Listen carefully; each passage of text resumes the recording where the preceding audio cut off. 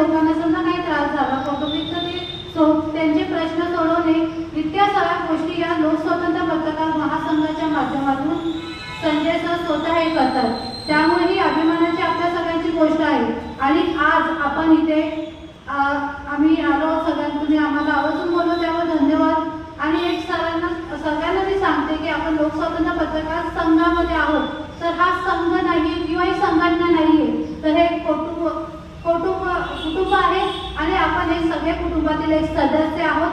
आणि आपण सदस्याप्रमाणे सांगायचं आणि आपल्या कुटुंबातला सदस्य म्हणजे प्रमुख, जर आपण सगळ्या कुटुंबामध्ये आपले प्रमुख असतात ते आपले वडील असतात, तसं लोकस्वतंत्र पत्रकार महासंघामध्ये जे आपले कुटुंब प्रमुख आहेत ते आहेत संजय सर।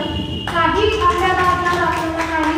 आपल्याला जर असं वाटलं की आपलं मन हलकं करायचंय, आपल्याला ओरडायचं आहे किंवा आपल्याला रागवायचं आहे किंवा काही, तर आपण त्यांना बिनधास्त आपण फोन करून सांगू शकतो की सर आता ते ऐकून घेतात, समस्या सोडवतात।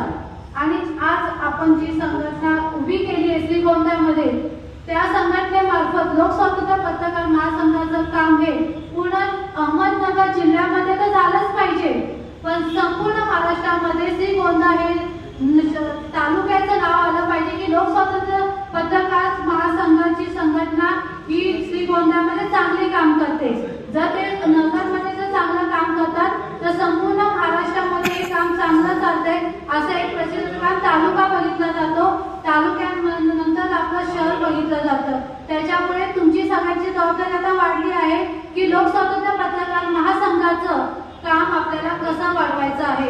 तर तुम्हाला मी जास्त वेळ घेत नाही, अध्यक्षांचा आम्ही मोठेपणा इथे जाणतोय की अध्यक्ष भाषण संपल्यानंतर म्हणजे जो प्रोटोकॉल असतो की अध्यक्ष भाषण संपल्यानंतर भाषण केलं जात नाही, पण आमचे अध्यक्ष फार महान आहेत, मोठेपणा ते दाखवतात नेहमी की चला आमच्यापेक्षा जरी ते लहान असतील तरी त्यांना बोलण्याची एक संधी द्यावी, म्हणून ते आम्हाला नेहमी व्यासपीठावर पुढे करत असतात की नाही तुम्ही करा।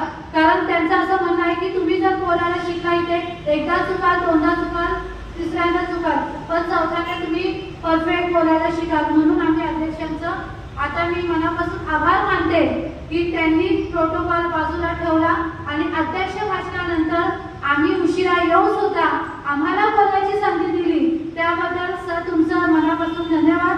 आणि श्रीगोंदाच्या सर्व पत्रकारांना मी विनंती करते की लोकस्वतंत्र पत्रकार महासंघाचं काम कसं पूर्ण अहमदनगर जिल्ह्यामध्ये महाराष्ट्रामध्ये कसं वाढेल याची तुम्ही काळजी घ्या, सगळे एकत्र या आणि आपली संघटना वाढीस लावा।